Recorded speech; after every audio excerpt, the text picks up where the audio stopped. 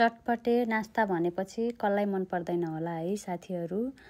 So आज चाहिँ मेरो बाबुको लास्ट फ्राइडे स्कुलमा बिदा थियो र घरको नास्ता खान मम्मी आज चाहिँ चटपटे खाने भनेर चाहिँ चटपटे बनाउन भनेर म आज चाहिँ नास्तामा चटपटे बनाउँदैछु साथीहरू। सो हेलो साथीहरू, welcome back to my YouTube channel Geeta Nepali YouTube च्यानलमा स्वागत छ।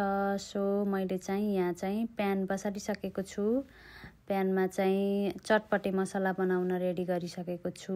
तपाईहरु देख्न सक्नुहुन्छ जहाँ चाहिँ चटपटे मसलाको लागि जिरा, धनिया अनि यो चाहिँ टिमुर हो, थोरै टिमुर राखिसके पछाडि तोरी र अब तोरी राखिसके पछाडि चाहिँ यो फ्ल्याक्सीड के भन्छ अरे नामै आएन के आलस राखेर यो 5 वटा चाहिँ यो हाम्रो चटपटे बनाउने मसलामा युज हुन्छ। तपाईहरुले रातो खुर्सानी पनि राख्न सक्नुहुन्छ, कलर राम्रो आउँछ। यो मेरो चाहिँ बच्चालाई बनाउन लागेको भएर मैले रातो खुर्सानी चाहिँ राखिन।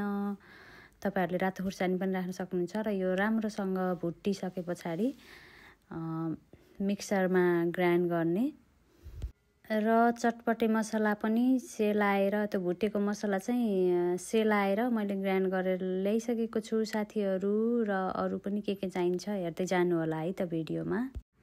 र साथीहरू यहाँ चाहिँ मैले चटपट बनाउनको लागि आवश्यक सम्पूर्ण सामानहरू चाहिँ पहिले नै रेडी गरेर राखिसकेको छु। तपाईहरु देख्न सक्नुहुन्छ र मैले सानो बाटामा चाहिँ भुजा चाहिँ राखिसकेको छु।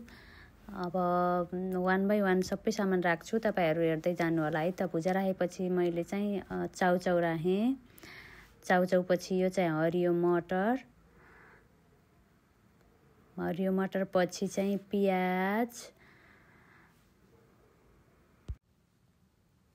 राखिसकेपछि चाहिँ साथीहरू मैले चाहिँ मसिनो काटेर राखेको काँक्रो राखेँ। त्यसै गरी चाहिँ मैले बोइल गरेर राखेको आलु पनि राखिसकेको छु। तपाईहरु देख्न सक्नुहुन्छ के चाहिन्छ सामानहरू तपाईहरुले यहीबाट हेरेर थाहा पाइसक्नुहुन्छ। र मसिनो काटेर राखेको पाकेको टमाटर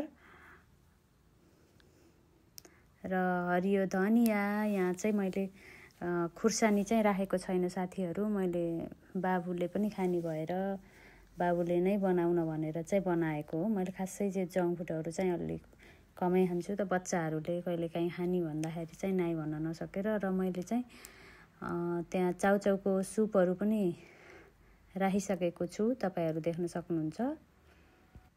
चाउचाउको सुप राखे पछाडि चाहिँ मैले अघि रेडी गरेको मिक्सर गरेर राखेको चाहिँ चटपटे मसला राखेको छु, तपाईहरु देख्न सक्नुहुन्छ।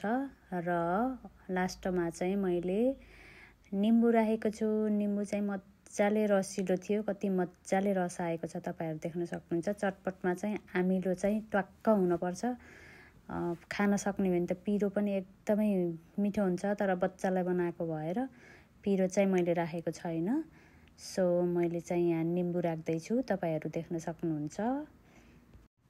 निम्बु राखिसके पछाडि चाहिँ मैले नुन राख्न बिर्सेको रहेछु, सो नुन पनि राख्दैछु, तपाईहरु देख्न सक्नुहुन्छ साथीहरू।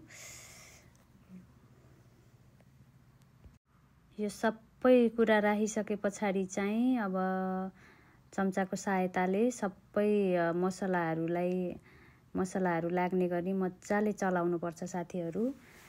तपाईहरु देख्न सक्नुहुन्छ मैले चाहिँ स्पुनको सहायताले चलाइरहेको छु। र राम्रोसँग चलाएपछि चाहिँ यो चटपटे चाहिँ मजाले खानको लागि रेडी हुन्छ साथीहरू। यो चाहिँ एमा कुनै खुर्सानी चाहिँ राखेको छैन। रेड चिल्लीहरू राख्ने भने कलर राम्रो आउँछ र लुक्स पनि राम्रो देखिन्छ। र साथीहरू यो हेर्दा जस्तो भए पनि खाँदा चाहिँ एकदमै मिठो टेस्टी एकदमै अमिलो भएको थियो। र मैले पछि चाहिँ मेरो चटपटेमा चाहिँ हरियो खुर्सानी राखेर खाएको थिएँ बाबुलाई निकालिदिएपछि, र एकदमै मिठो भएको थियो। तपाईहरुले पनि यसरी नै घरमै चटपट बनाएर खानु होला। तपाईहरुलाई मेरो भिडियो कस्तो लाग्छ, मन पर्यो भने लाइक, कमेन्ट र मेरो च्यानललाई सब्स्क्राइब गर्नु होला। Love you all, bye by.